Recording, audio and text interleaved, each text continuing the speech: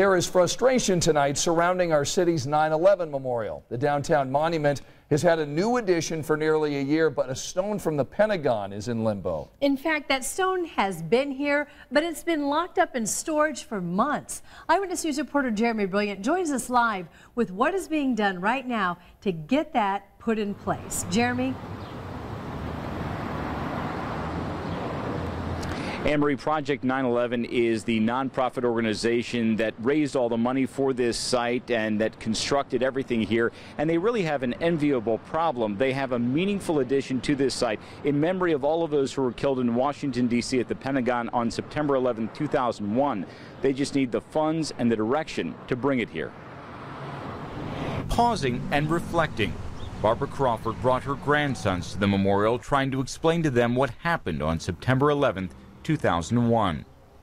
We tried, yeah. It's kind of hard to wrap their brains around it, that what really happened, that airplanes full of people would go into buildings.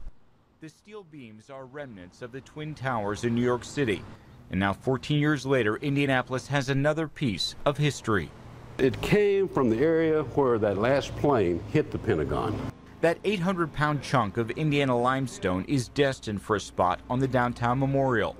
Jerry Bowden, a retired Army lieutenant colonel, helped bring the piece back to Indiana. It's personal to a lot of us, especially here, the people that know Tim. Lieutenant General Timothy Maude was in his office on 9/11 when American Airlines Flight 77 came crashing in. He was the highest-ranking U.S. Army officer killed by foreign action since World War II. The hole in your heart never goes away. Lieutenant General Maude, an Indianapolis native, was honored last year and that piece of limestone unveiled as part of the downtown memorial. But since then, nearly a year ago, it's been sitting, crated up inside a storage shed. We want to get this done.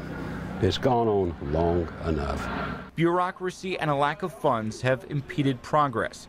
Questions have been raised about exactly how the piece should be displayed and where the money needed for construction and a pedestal will come from. I'm very optimistic that we've got the direction established, and all those pieces are starting to fit together. Jerry has a single hope for September 11th, 2015. That is done and we all can lay hands on the stone in place. That's what I'd like to see.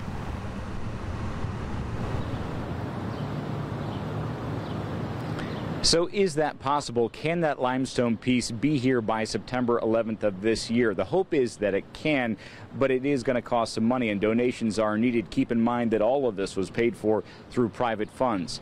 If you'd like to help, we have a link on our website at WTHR.com.